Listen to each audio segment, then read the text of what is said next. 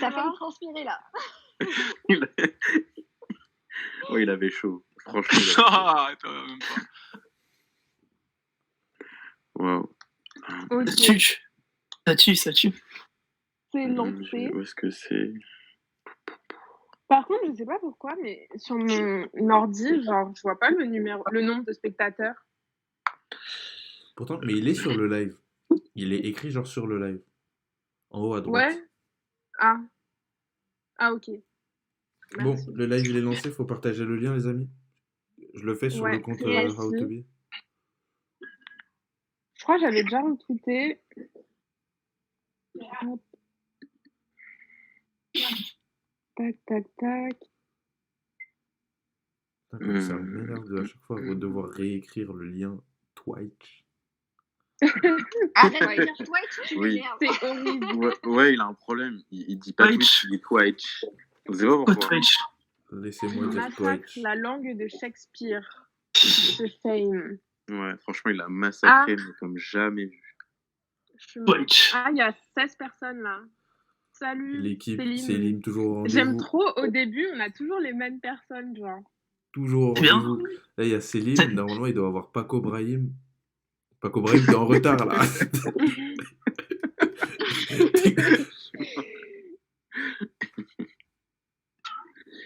Waouh. Ça me tue. Bonsoir les amis. Attends, Bonsoir. je suis sur le doc aussi. Vous avez encore invité un étudiant camerounais qui a fait l'ESSEC.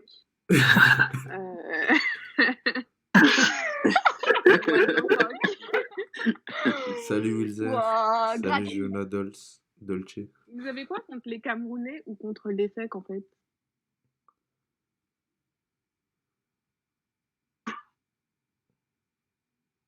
Bonsoir.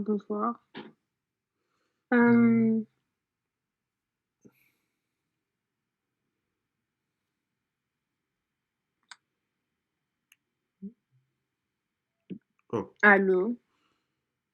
oui. Toujours là. Ouais, ok. Merci Fench. Wow. J'arrive pas à mettre le Fench, tweet, tu ça fais me de le la met en musique? brouillon. Oh. Ouais, je fais des instrus. Ah, Fench, stylé. tu nous fais... Tu peux nous faire une intro, s'il te plaît? Une intro cool. Chemin. Je vais pas faire une instru live, malheureusement. Ouais, je suis très très nul. Mais les mecs de mon crew, ils savent très bien faire ça. Regardez le blaze sur... Pas là pour ça. Il a fait sa petite Il a fait promo ça là. direct. On m'a posé la question. Moi, je comptais pas en parler, mais on m'a posé la question. Non mais t'inquiète, Mike t'enverra la facture, pas de soucis. Tout à fait.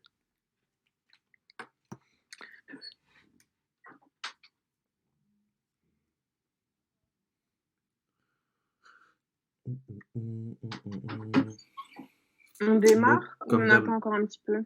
Ouais, attendez. Non, je pense qu'on peut attendre. Ok. Encore. Il y a combien de personnes là? Je suis à 12. Ouais, moi aussi je vois 12. Mais c'est trop bizarre parce que je vois 23. Ouais, bah en alors bas. ça veut dire que t'es actualisé. Est-ce que quelqu'un qui est en live peut nous dire le nombre de personnes qu'il y a? Je vois, Oh, la Non, galère. seulement. je vois 26 là. Like. Bah, Ouais, bien pareil, sûr. je vois 26. Ouais, je suis dans le passé, moi. Merci marqué les 12. gars. Merci. Ibra, t'es connu? Non, je pose la question parce Moi que Pourquoi je vois des Ibra avec des cœurs Ah non. dans le chat. Ouh, il y a quelqu'un qui a dit je t'aime. Ouh.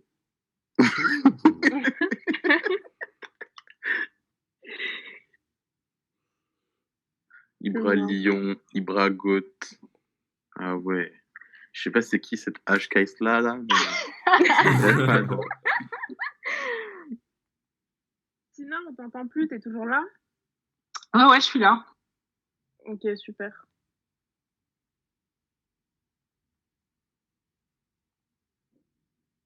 Cool.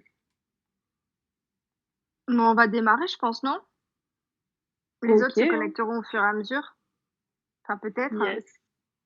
On Ou va peut-être faire que des c'est que les études. sujets école de commerce, finance, là où il y a du bif, en fait, qui les intéressent. Bah, techniquement, ingénieur, tu t'en sors pas trop mal. Hein. Puis Franchement, même, ouais. On va même vous le parler métier ça. des mecs en école de commerce, donc tant mieux. Wow. Mais justement, vous allez nous expliquer tout ça.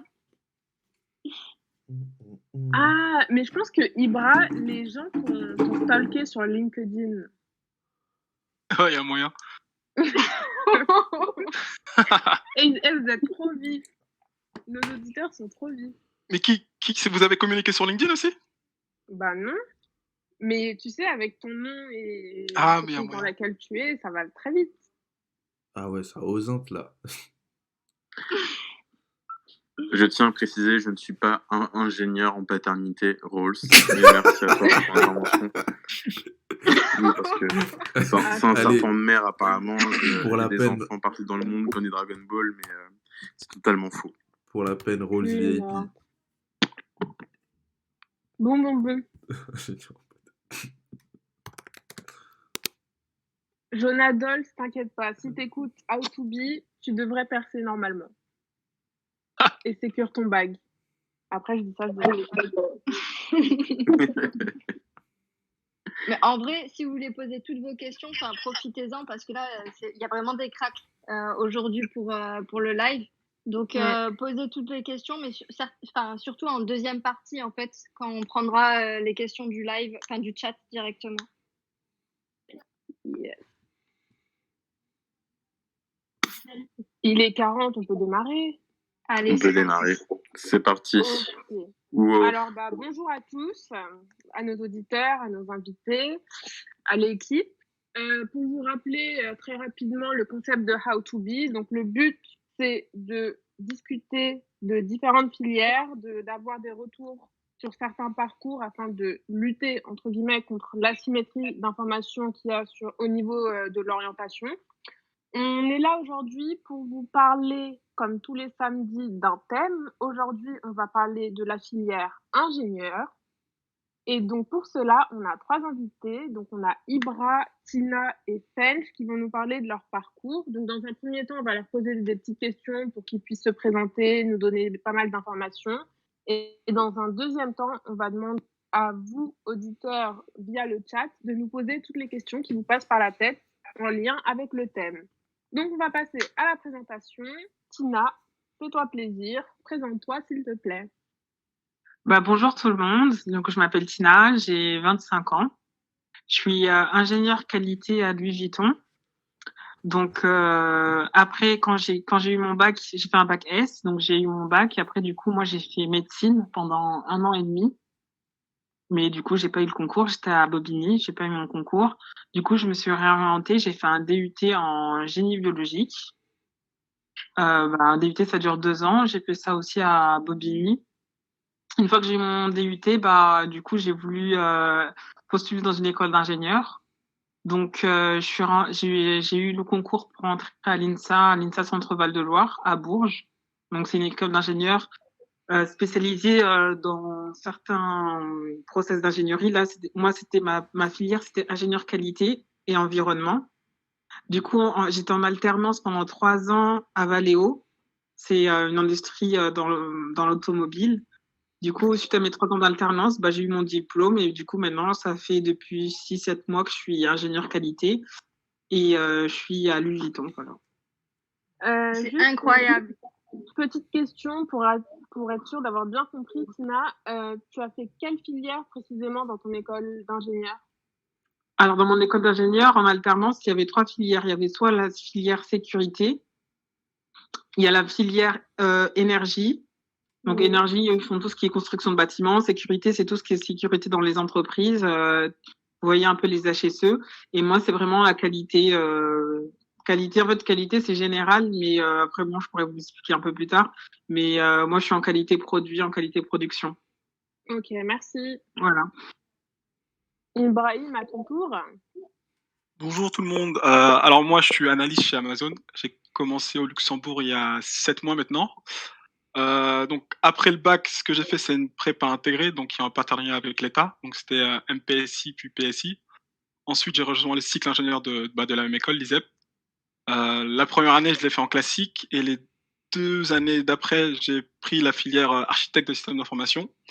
Et pendant mon cursus d'école d'ingénieur, j'ai travaillé aussi à IBM en apprentissage, en tant que dans l'équipe architecte, dans tout ce qui était intelligence artificielle. Ensuite, j'ai rejoint l'ESSEC pour un master spé de 1 an en stratégie management. Ensuite, j'ai fait un stage à Amazon dans l'équipe finance. Et là, je suis dans l'équipe opération à Amazon. Voilà. Waouh, quel beau parcours. Fench, à ton tour. Attends, excuse-moi, Fench. Vas-y. Il y a quelqu'un qui demande si je suis camerounais ou pas. Non, je suis pas camerounais, je suis un bon Sénégalais, moi. Non, moi, c'est le Sénégal, c'est l'autre lion du Sénégal. Ah, je suis mort. Ah là là.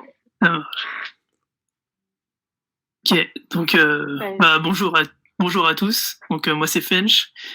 Actuellement je suis consultant data scientist dans un cabinet de conseil en stratégie à Paris. Après le bac, donc j'ai eu mon bac en terminale, bac S. Je suis parti en prépa donc au lycée Saint-Louis. J'ai fait MPSI, MP étoile. J'ai passé les concours une fois, j'ai eu les mines de Nancy. Ça m'a pas trop satisfait parce que tous mes potes avaient des meilleures intégrations que moi. J'ai choisi de redoubler. J'ai passé les concours et j'ai eu Supélec. À l'époque, c'était pas encore Centrale Supélec. Si maintenant, ingénieur centralien, mais c'est un... du coup, après en école, ce que j'ai fait un premier stage de 6 mois en développement logiciel. Ça m'a pas trop fait kiffer. Ensuite, je suis parti à Luxembourg également. J'ai fait de la finance de marché pendant 6 mois. Plus précisément du risque. Et enfin, en stage de fin d'études, j'ai rejoint le cabinet de conseil dans lequel je travaille aujourd'hui. Et aussi, en parallèle de ma deuxième année, j'ai passé une licence en économie appliquée à Dauphine. Waouh. Voilà. Ok, bah merci. Première question que je vais vous poser. Quel est le meilleur choix d'orientation pour faire après le bac pour faire une filière ingénieur, d'après vous? Je commence, c'est ça? Ouais, tu peux y aller. Pour moi, il y a deux choix. Soit on fait une prépa, soit on fait un DUT. Après, pour moi, le mieux, c'est de faire un DUT parce que je trouve ça moins compliqué. C'est en 2 ans. Je trouve ça moins compliqué qu'une prépa.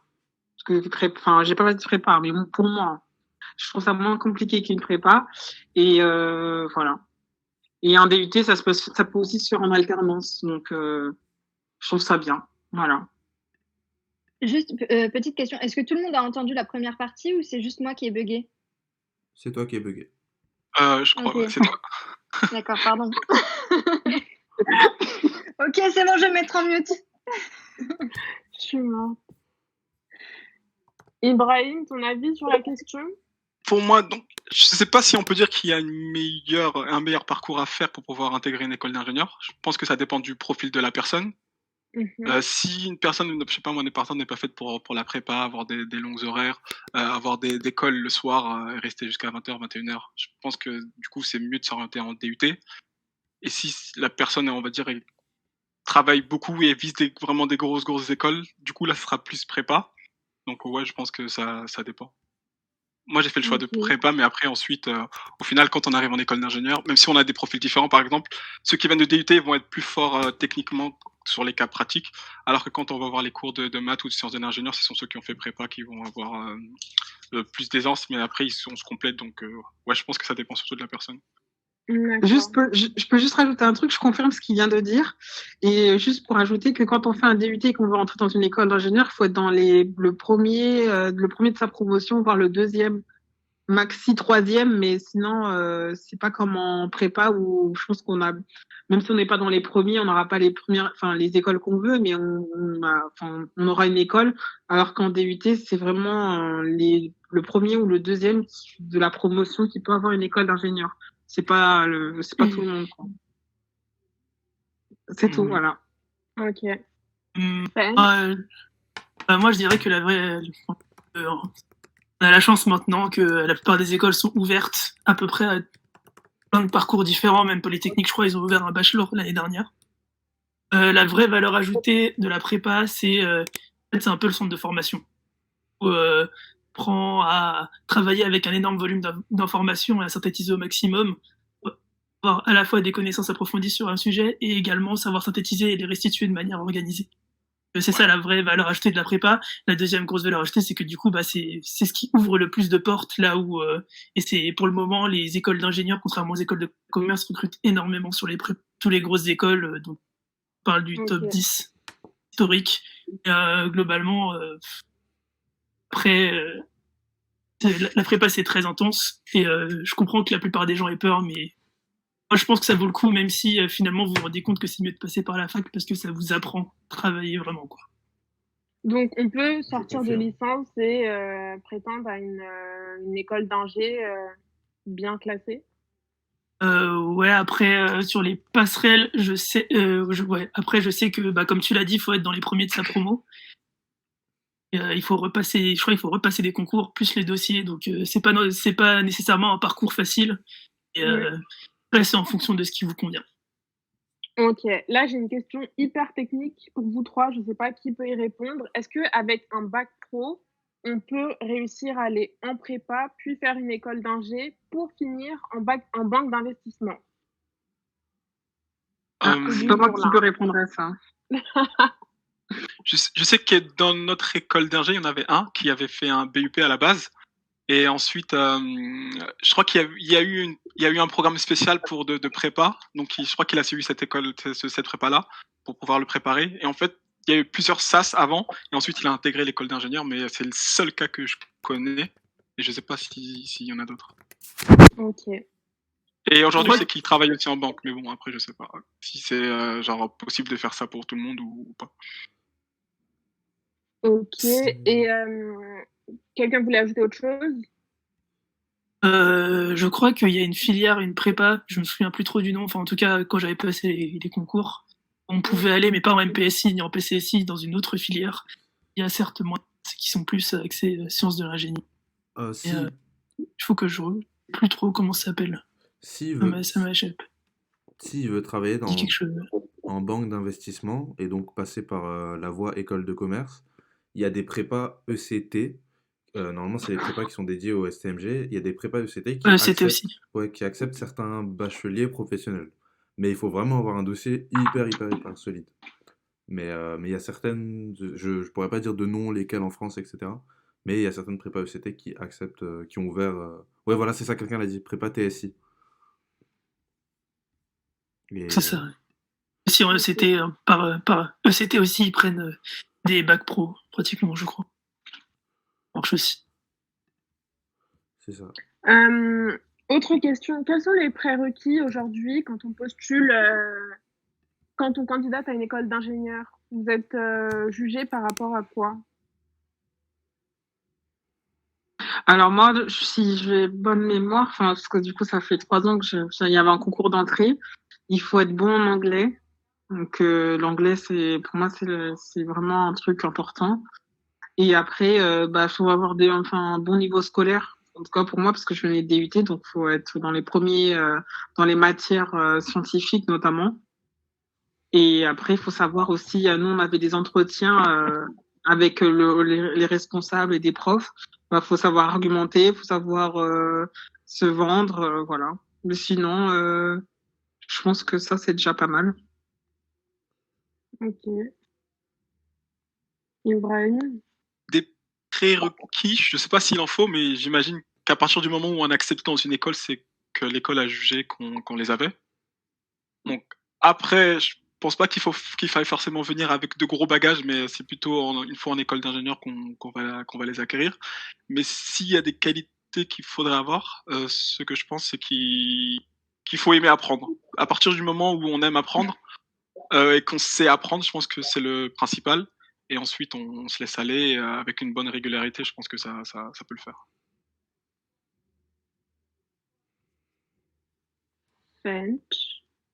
Alors, j'ai l'impression que c'est plutôt orienté pour ceux qui passent pas par la prépa, que Après, dites-moi si je me trompe. Hein.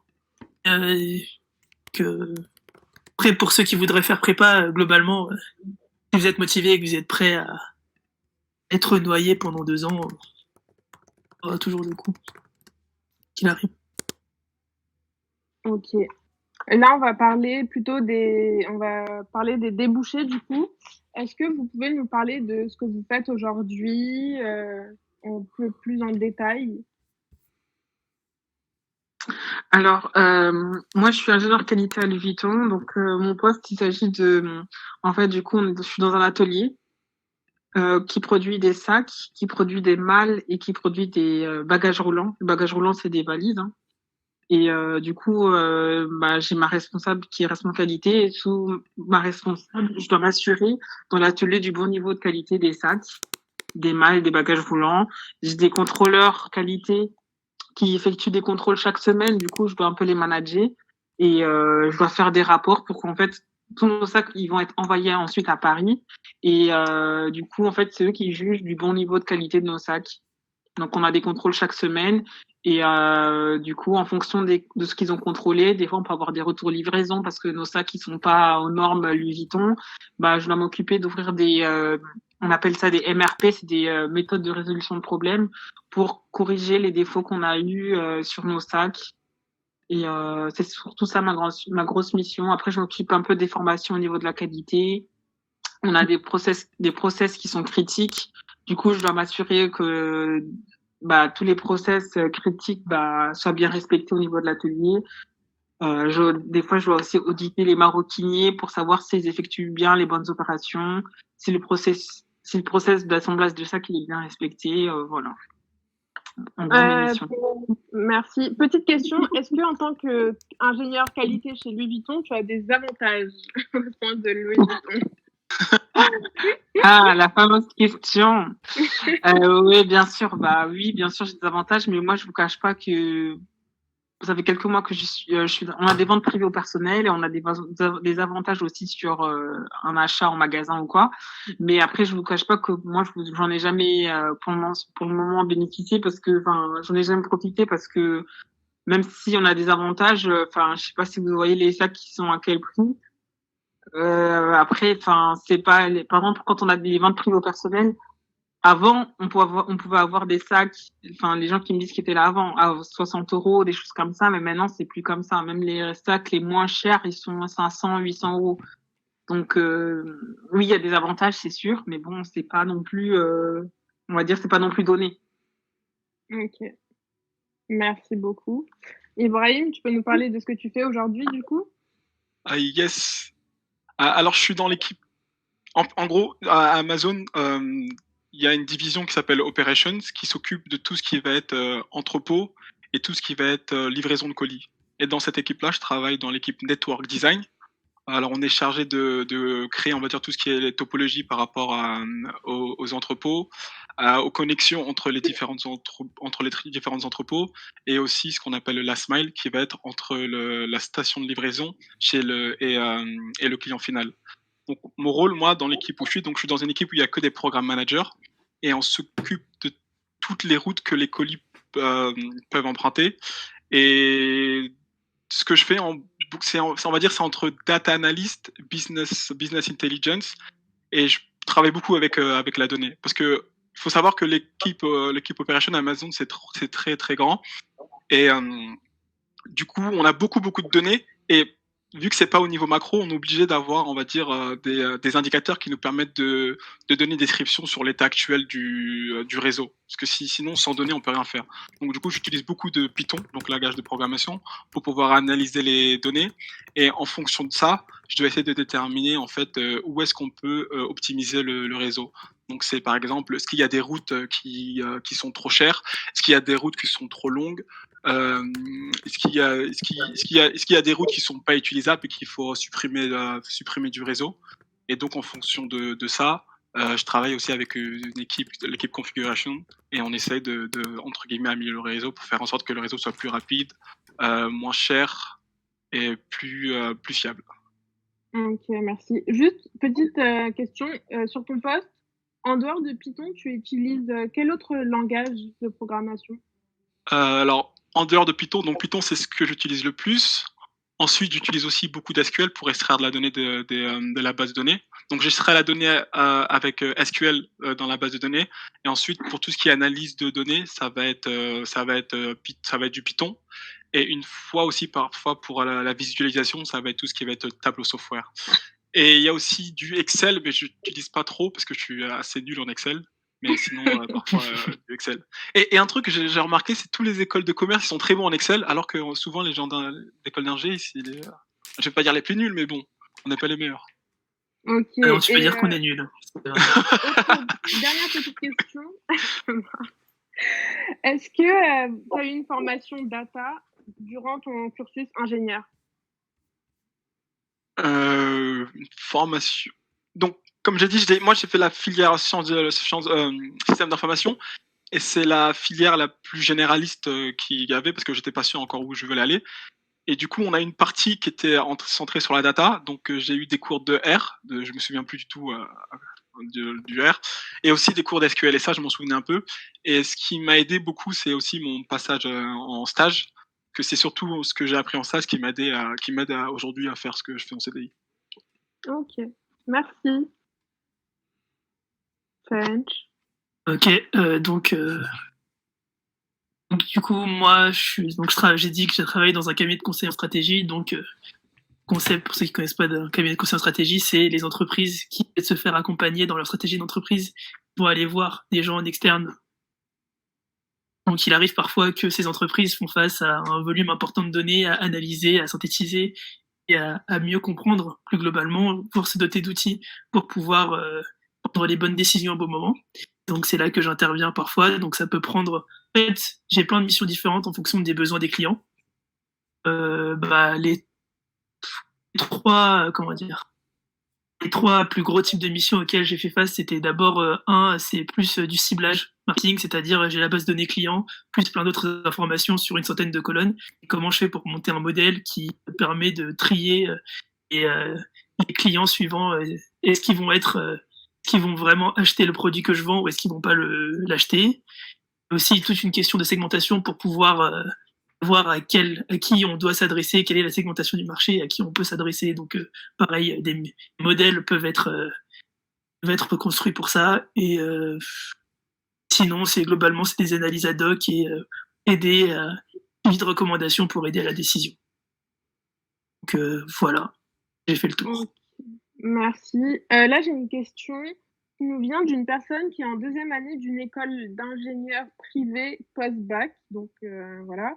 Et en fait, cette personne n'aime pas son parcours. Est-ce que ça vaut le coup de recommencer une prépa pour tenter de meilleures écoles? Elle aime pas son parcours ou son école? Son école. Ça dépend. En fait, ça dépend de l'objectif. Hein. Ça va dépendre de l'objectif, je pense. Si, par exemple, je sais pas moi, la personne est en formation système embarqué et elle veut faire une formation sciences de comment ça s'appelle, système d'information. Je pense que à partir du moment où tu as le diplôme, si tu postules à un poste qui va être dans le domaine que tu veux et qui n'est pas trop éloigné de ce que tu veux faire, je pense que ça vaut le coup de continuer. Mais si c'est une formation d'ingénieur qui est totalement différente de ce que tu es en train de faire, donc oui, là, je pense que ça va valoir le coup. Mais c'est pas mal vu d'arrêter une école pour retourner en prépa? Retourner en prépa? Non, ça c'est... Ouais.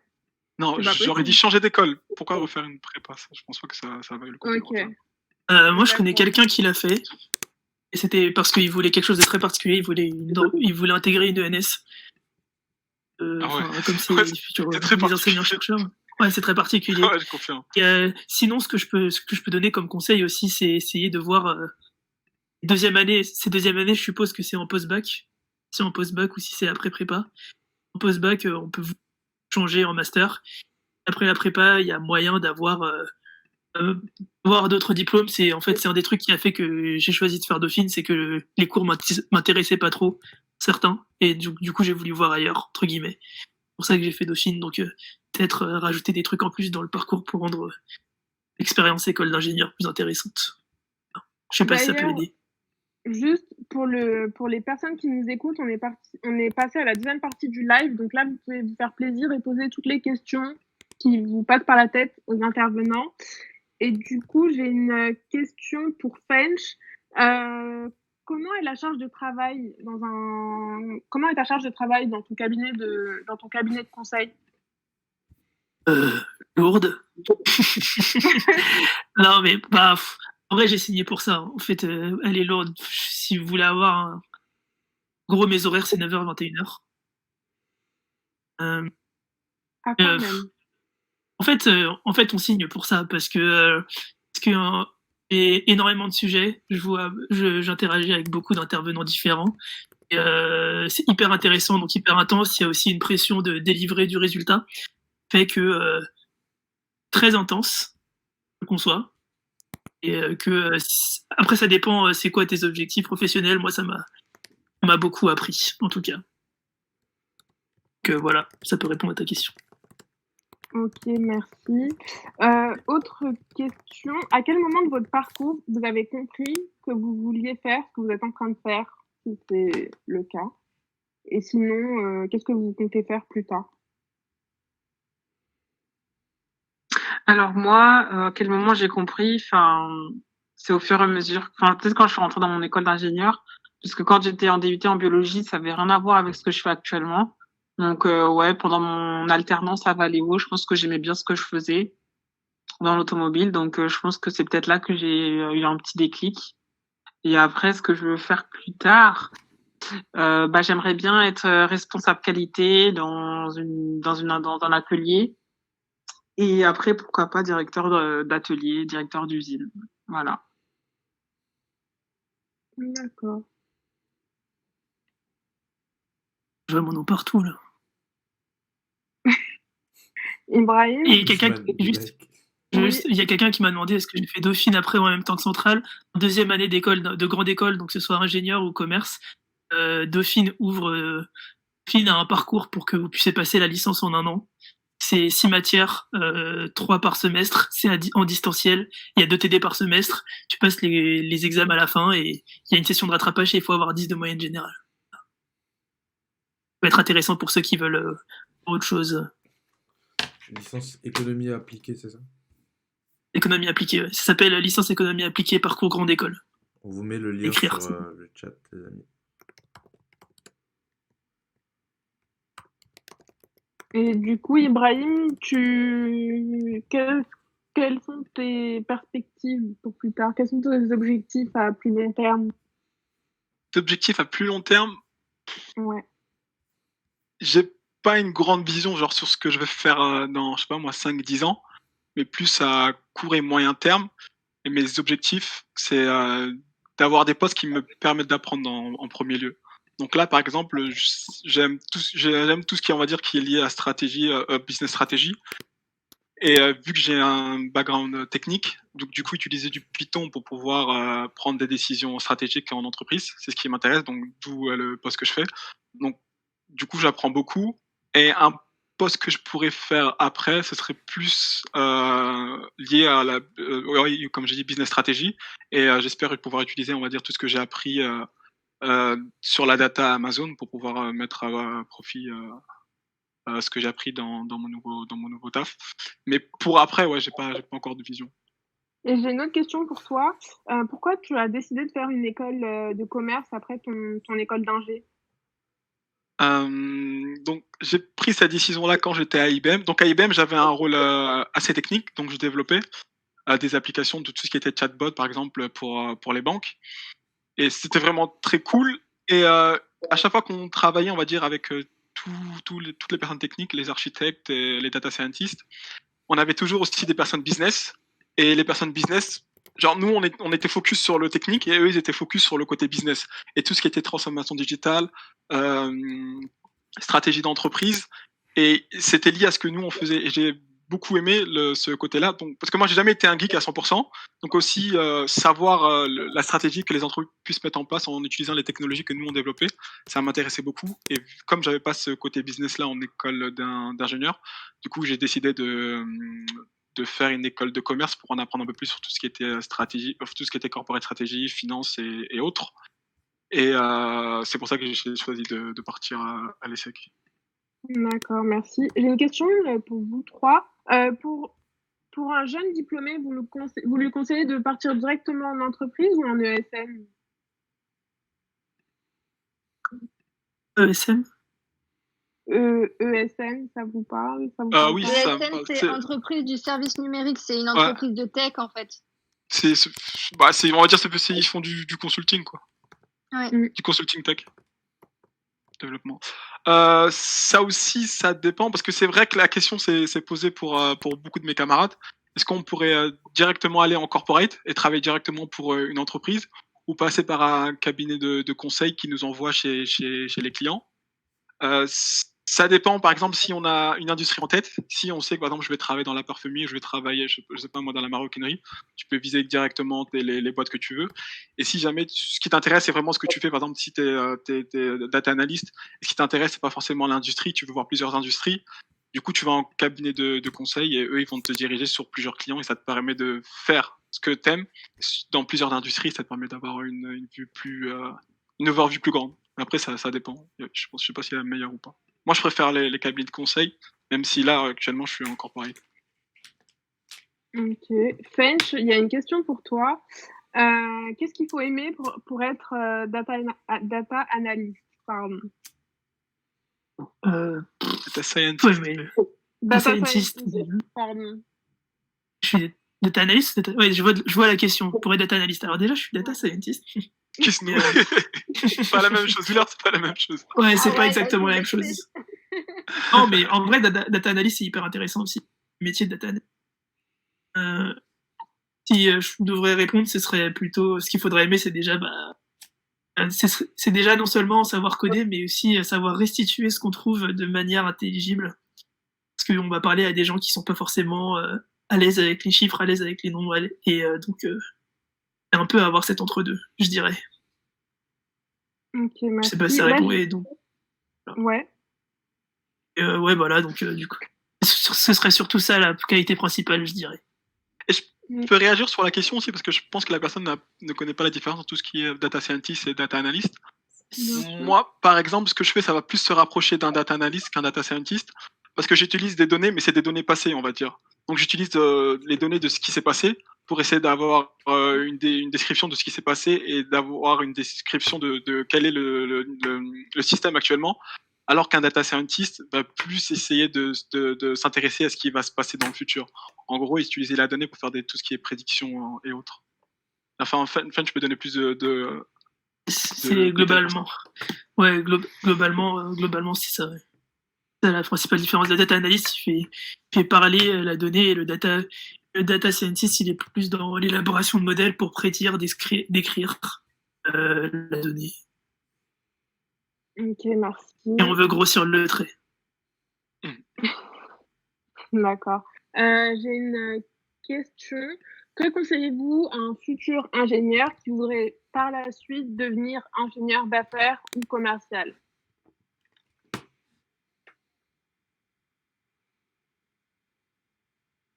Pour devenir ingénieur d'affaires,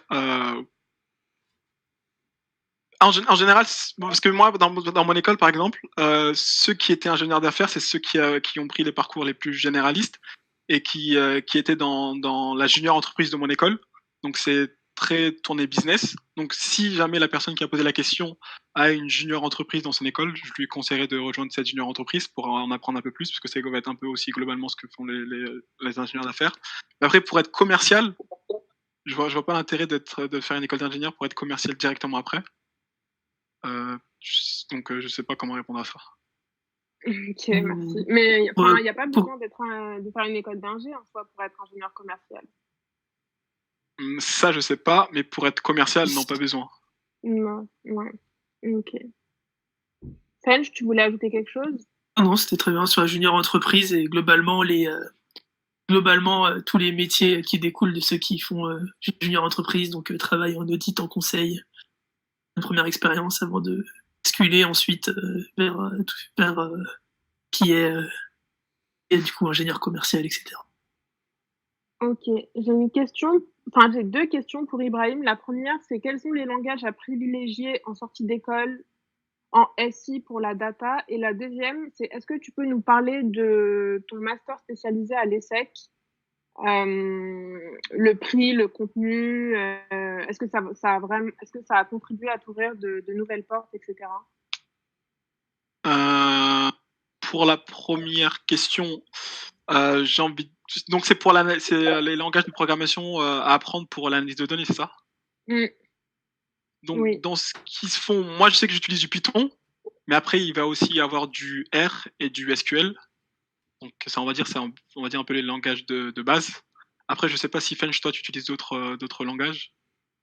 Moi, j'utilise du Python, du SQL pour aller lire dans les bases de données. Aussi quelques connaissances en cloud, surtout Google Cloud Platform. Ouais. Et globalement, c'est les mêmes. C'est les mêmes. Donc je dirais en général, quand une personne connaît le Python et le SQL, ça le fait. Hein. Donc, et après, il y en a qui peuvent apprendre aussi du R et autres, mais ça dépend. R, et puis pour ce qui est data analyst, il y a pas mal Tableau qui est utilisé en ce moment. Ouais, je dois passer les offres. Et, les deux langages de base, c'est Python, SQL, général, et Java. Et ensuite, non, je ne code pas en R. À part en école, je crois que j'ai pas rencontré des gens qui codaient en R. C'est surtout, en fait, c'est les matheux, en fait. Ouais, c'est vrai que c'est plus maths. D'ailleurs, j'ai eu une question par rapport aux maths. On me demandait si les maths c'était important. Les maths c'est important, oui, mais c'est plus pour la logique que les maths elles-mêmes. Quand je fais du Python, du coup c'est très très logique. Mais après, en fonction du langage que tu utilises, je sais qu'il y en a, par exemple, en IBM, des data scientists qui eux sont très matheux, qui font des modèles. Et des fois, je les vois écrire sur des tableaux des formules de maths, alors que moi, je fais pas du tout ça. Donc ça dépend encore une fois de ce que tu fais. Et en data science, il y a pas mal de. Il peut arriver qu'il y ait des projets qui reviennent aux maths où tu dois écrire des formules au tableau pour. Tu codes certains modèles de prédiction parce que. Ou quand tu fais de l'optimisation sous contrainte, où tu dois recourir à des notions lointaines d'optimisation sous contrainte, etc. Et c'est là où les maths peuvent être en pratique. Globalement, en école d'ingé. Pardon. J'ai une petite question pour Tina avant qu'elle nous quitte. Est-ce que tu utilises des connaissances ou des compétences développées en école au quotidien sur le poste que tu occupes actuellement? En vrai, tout ce que j'ai vu en école par rapport à la qualité, les méthodes de résolution de problèmes, il y a plein de choses, oui, il y a plein de choses que j'utilise, oui, tous les jours. Mais après, c'est vrai que, on va dire qu'il y a des choses que j'utilise, mais c'est des outils, on va dire, des outils que j'utilise. On a vu, après, c'est pas des trucs archi compliqués, hein, mais oui. Par contre, en fait, il faut apprendre à utiliser, dès que tu as un problème, à utiliser les outils que tu as vus à l'école. C'est pas, je sais pas comment dire.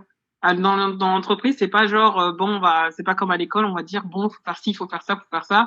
Tu dois être autonome, tu dois dire, bon, attends, là, j'ai ça comme problème, qu'est-ce que je peux faire? Faut que je fasse ci, faut que je fasse ça, je vais utiliser ça, je vais utiliser ci. Oui, il y a des outils que j'utilise. Après, ça va être, si je vous les cite comme ça, c'est un peu, c'est spécifique à la qualité, quoi. Je sais pas si, voilà. Merci. Et il y a des choses que tu as appris. Est-ce qu'il y a des choses que tu as apprises qui ne te servent absolument pas, qui ne t'ont pas servi et tu penses que tu as perdu du temps? Oui, oui, il y a une bonne partie. Après, nous, on a aussi en fait, chez une école d'ingénieur, donc tu vois un peu tout. Tu fais de la thermodynamique, tu fais un peu de langage Python, je fais un peu de tout, hein. Moi, tout ça, tout ce qui vient de citer, il y a des trucs que j'ai vu un peu, mais j'utilise pas du tout, hein. Il y a une bonne partie que j'utilise pas, hein. Très bien. Merci beaucoup, Tina, pour cette dernière intervention. Merci à vous. On va partir plus tôt. Désolée, merci si je m'en vais. Juste une toute petite dernière question pour toi, Tina. Est-ce que tu as eu des cours d'informatique industrielle en école? Des cours d'informatique industrielle, c'est-à-dire des logiciels de dessin, des trucs comme ça? Je pense, ouais. Ouais, on a eu des cours. Moi, là, je me rappelle plus des logiciels qu'on a utilisés, mais pour dessiner des pièces. Aussi des logiciels de mécanique des fluides, des trucs comme ça, ouais, on en a utilisé à l'école. On en voit pas mal. Et tu les utilises plus aujourd'hui? Non, mais il y a tout ce que Je rigole, mais en fait, moi, j'étais trop nulle à ça et Dieu merci que j'utilise plus ces trucs-là parce que franchement, pour moi, ça me servait à rien. Et quand tu travailles, enfin, après, ça dépend de ton domaine, mais moi, je l'utilise pas du tout. Franchement, c'est des trucs. Faut juste savoir utiliser Excel. Après, tu sais utiliser Excel, tu sais envoyer des mails, tu sais après utiliser les outils spécifiques à ton métier. Mais sinon, franchement, tout ça, cette partie-là, je n'utilise plus du tout. Et dernière question, après je te libère. Il y a Desario qui nous demande comment s'est passée ton intégration en école dans des classes majoritairement composées de garçons. Car le taux de filles est faible apparemment. Ouais, c'est vrai qu'en école d'ingénieur, il n'y a pas trop de filles. Après, moi, ça va. Enfin, les gens, il y avait quand même, c'était spécifique parce qu'il y avait quand même pas mal de filles, quand même, dans mon école. Enfin, il y en avait pas, c'était pas 50-50, mais il y en avait quand même pas mal. Et après, enfin, ça va. Enfin, moi, je suis pas une meuf un peu difficile, hein. Quand je parle à un gars ou une fille, c'est la même chose, hein. On s'entendait tous bien, on s'entendait tous bien, tu sais, c'est une bonne ambiance. Il n'y a pas besoin même s'il n'y a pas beaucoup de filles, je sais pas pour les autres, mais moi, en tout cas, je faisais pas de différenciation filles-garçons, on s'entend tous bien, c'est tout. Les garçons, vous avez des choses à ajouter? Non, je sais que moi, dans ma promo, je crois que c'était genre 30% de filles. Mais c'est vrai que les garçons sont bien plus majoritaires que les filles. Mais au cours des années, j'ai vu que ça changeait quand même. On voyait bien plus de filles que dans les promos dessus, par exemple. Ok. Moi, c'était 15 ou 20% de filles. Et moi, globalement, intégré. Et puis, globalement, les associations, elles sont faites pour que tout le monde puisse bien s'intégrer. Ouais, voilà. Donc, pour que ceux qui ont les mêmes centres d'intérêt se rencontrent et se retrouvent, ça permet de faciliter, du coup, quand tu joues le jeu, l'intégration, peu importe un garçon ou une fille. Après, je me permets de parler au nom des filles de mon école, mais si ça se trouve, je me trompe, mais c'est la perception que j'ai eue. J'aime bien ça. Ok. Ibrahim, j'ai une question pour toi. Est-ce que tu peux nous parler, du coup, de façon plus détaillée de ton master à l'ESSEC? Il y a des personnes qui aimeraient savoir le contenu du master, le prix, si ça ne te dérange pas d'en parler, et si ça t'a vraiment aidé dans ton parcours. Donc, par rapport au prix, ça a coupé? Allô? Non, c'est Tina qui est partie. Ah, d'accord. Bon, par rapport au prix, c'est assez cher parce que j'avais le choix, soit de faire 2 ans en apprentissage et essayer d'intégrer une filière grande école, comme certains de mes camarades l'ont fait, par exemple à l'EDEC ou l'UM Lyon, ou faire en 1 an. Donc j'ai préféré faire 1 an, mais 1 an c'est un master spé, du coup c'est en classique et du coup c'était 20 000 €, donc c'est quand même assez cher. Ouais, tendu. Ce que j'ai fait, donc les cours que j'ai fait, donc c'était comme j'ai dit, corporate strategy, strategy management, digital innovation analytics, géopolitique, international business law and cost analysis. Donc c'est à peu près les cours que j'ai pu faire. Et est-ce que ça m'a permis par exemple d'avoir mon stage à Amazon? Je dirais oui, clairement. Que déjà l'une des personnes qui m'a fait l'entretien, c'est une personne de l'ESSEC. Donc moi j'ai fait une école d'ingénieur et j'ai fait l'ESSEC. Et la personne qui m'a passé l'entretien, elle avait fait l'ESSEC et puis une école d'ingénieur en master spé. Et donc ça a aidé, ça permet de faire des connexions parce qu'il y a beaucoup d'ESSEC, et aussi ça aide bien plus facilement à passer les screenings. C'est aussi parce que ça de mettre l'ESSEC sur le CV, et aussi pour réussir dans le poste que j'avais, parce que j'avais un peu plus de connaissances business que ce que j'avais quand j'étais en école d'ingénieur. Donc ça permet de plus facilement s'adapter, de plus facilement comprendre lorsqu'on a des managers qui viennent nous discuter avec nous, de pas être un peu perdu. Donc oui, je pense que ça m'a beaucoup aidé. Ok, merci beaucoup. Et du coup, à l'issue de ce master, tu es directement rentré sur le marché du travail ou tu as fait d'autres stages? À l'issue de ce master, j'ai fait un stage. Donc c'est dans l'équipe finance d'Amazon, donc la marketplace, où je travaillais en tant que business intelligence engineer. Donc beaucoup avec l'extraction de données, faire des reports pour les managers en finance, pour leur business review. Donc par exemple, tous les mois, ils se réunissaient et ils regardaient les chiffres. Et en fonction des chiffres, ils décidaient, donc par exemple, sur cet élément-là, on doit investir plus, on doit engager plus de personnes. Ou alors, par exemple, faites attention, ici, on a une réduction du revenu, donc à demander, je sais pas moi, aux analystes de savoir, d'essayer de comprendre pourquoi. Et toutes les données sur lesquelles ils se basaient, c'était les données que mon équipement devait leur fournir. Et ouais. pardon. Donc oui, donc j'ai fait ça, et ensuite c'est le seul stage que j'ai fait après les secs. Ok. Et quels sont les critères de sélection à l'entrée de ce master? C'est sur dossier, comme quasiment tous les Master Sp. Je sais qu'il y a des tests à passer, donc des tests de logique.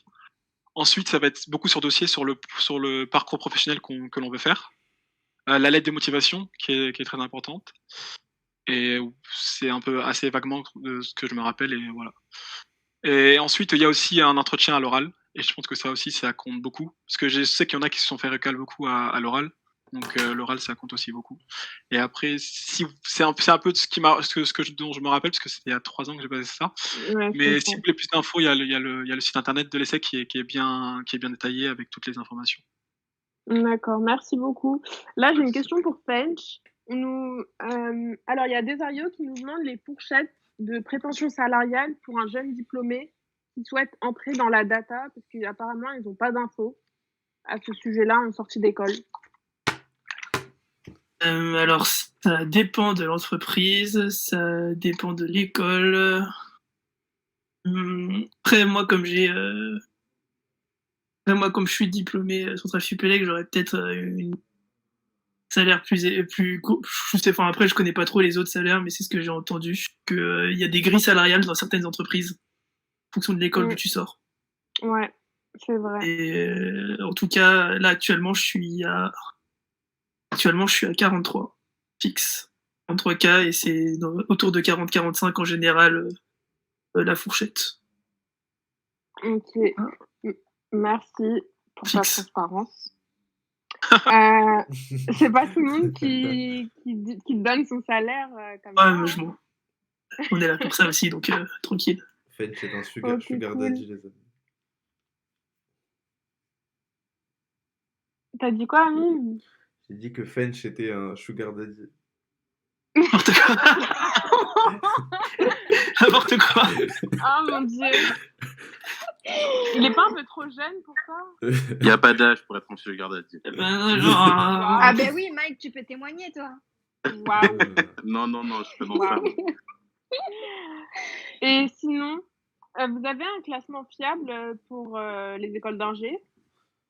Moi, je connais que celui de l'étudiant. Il y a l'usine nouvelle qui est pas mal aussi pour l'employabilité, mais classement de référence, c'est celui de l'étudiant. C'est ça. Les 2 que je regardais quand j'étais au lycée, c'est l'étudiant et l'usine nouvelle. D'accord, merci. Et ce qui est bien avec l'usine nouvelle, c'est que tu peux entre guillemets faire ton propre classement en cochant ou décochant certains critères, comme ça en fonction de ce que ce que la personne recherche, et ça permet d'avoir un classement personnalisé. Ah, c'est bien ça. Cool. Belle astuce.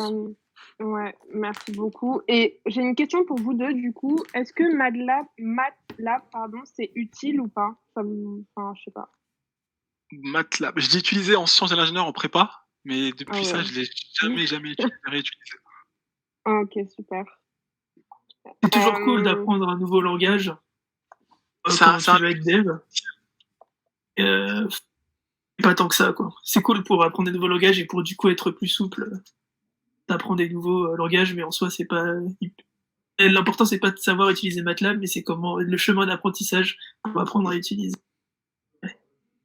J'ai une question un peu plus pratique, on va dire. Comment ça se passe les entretiens d'embauche dans vos entreprises? Si on dit que, par exemple, sur le CV, on maîtrise Python, est-ce qu'on vous teste dessus directement en live ou pas du tout? Pour Python, donc moi je l'avais mis sur mon CV alors que j'étais pas du tout très très chaud en Python. Bah, c'est comme tout étudiant. Tu fais un petit projet en Python et boum, tu mets ça sur ton CV. Et tu te dis, oula, j'ai jamais le recruteur me pose. Ça me tue parce qu'en école de commerce, c'est exactement la même chose qu'on fait, mais avec Excel, en fait. On dit qu'on maîtrise Excel à mort, alors que pas du tout. On sait juste faire une formule somme et soustraction. Ça me tue. Donc, du coup, j'ai juste un test d'SQL, moi. Pour mon stage, j'ai eu juste un test d'anglais. Et pour mon CDI, j'ai juste eu un test d'SQL, mais pas de test Python. Et Python, j'ai surtout appris une fois que j'étais dans l'entreprise.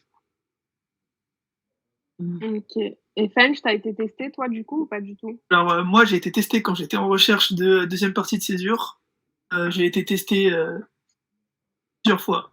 10% des cas, je pense. J'ai été testé. Après, en général, quand ils voient que tu as fait un vrai projet en Python et que généralement ça se voit quand quelqu'un a fait un projet en Python et qu'il bullshit à mort. Vraiment. Donc il y a certaines entreprises qui testent et d'autres qui testent pas et d'autres qui testent systématiquement avec des organismes externes qui donnent des tests de Python aux entreprises. Et c'est quelque chose que tu fais chez toi et qu'ils t'envoient un lien, tu le fais chez toi et après t'as un temps imparti et voilà. Ne mentez pas sur vos CV, les gars. Je parle aux gens du chat qui seraient tentés. Mentez pas. Très important. Je dirais même plus, ne mentez pas et ne mettez plus les mots-clés en blanc en bas de page. Ça sert à rien. C'était une technique, ça marchait il y a 10 ans. Maintenant, il faut arrêter ça. Tout le monde sait ça, tout le monde regarde ça. Et au contraire, non seulement ça peut vous cramer pour la société et pour l'ensemble de société aussi. Donc, évitez de faire ça. Ouais, c'est ça. Surtout que la plupart des entreprises ont des processus centralisés. Et il y a plein de grands cabinets où si vous êtes banni à Paris, vous serez banni aussi à Singapour. Donc, c'est un peu dangereux. Globalement, le monde du travail est petit, donc il faut éviter de mentir. Non. Et au pire, si vous voulez vraiment mettre un langage de programmation et que vous y avez touché un peu, mettez alors le niveau. Comme ça, au moins, ils ne s'attendent pas à ce que vous puissiez faire des trucs de ouf avec. Sinon, l'autre truc, c'est quand vous mettez plusieurs langages de programmation, plusieurs logiciels, vous mettez de celui que vous maîtrisez le mieux à celui que vous maîtrisez le moins bien. Ouais. Ça peut être... Plein de techniques pas mal. Vous avez d'autres conseils à donner? D'autres conseils? Moi, ce serait plutôt pour les lycéens ou ceux qui sont en DUT, parce qu'il y en a beaucoup qui savent pas forcément ce qu'ils veulent faire. Et en vrai, c'est normal, parce que jamais au cours de mes études, je me suis dit, bon, je vais faire ça, je vais faire ça.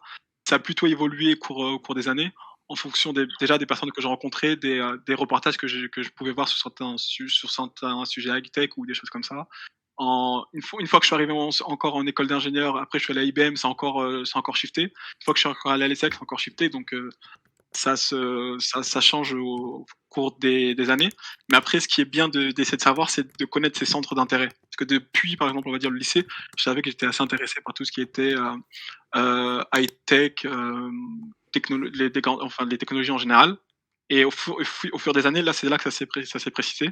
Mais si on est au lycée, on ne sait pas du tout quel métier on va faire, c'est tout à fait normal. Donc, il n'y a pas de crainte à avoir par rapport à ça. Ok, merci. Fench, de ton côté, tu as des conseils à donner aux petits jeunes? Conseil. Alors moi, le conseil numéro 1 que j'aurais à donner aux petits jeunes, c'est de ne pas avoir peur d'essayer. Vraiment. Même si ça paraît trop haut ou pas, si vous êtes déter et que vous travaillez vraiment bien et que vous arrivez à recueillir les bonnes informations, il y a la place pour tout.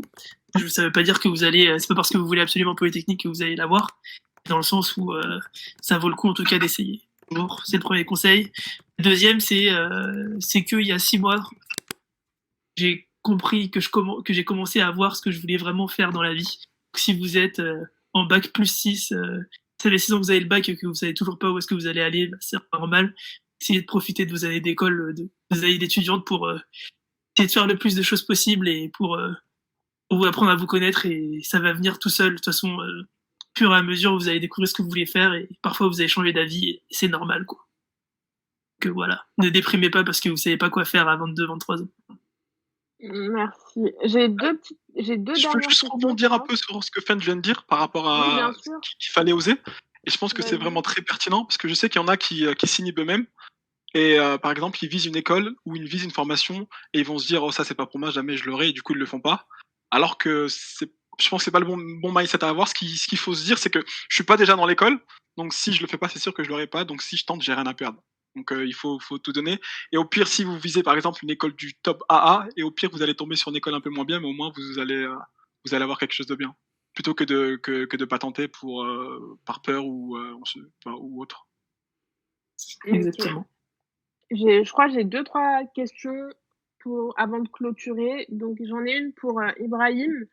Il y a Desario qui demande si quand tu dis que tu t'es mis à Python au sein de l'entreprise, tu as une formation avant ou c'est vraiment on t'a lancé sur un projet et tu as été accompagné tout au long de ce projet?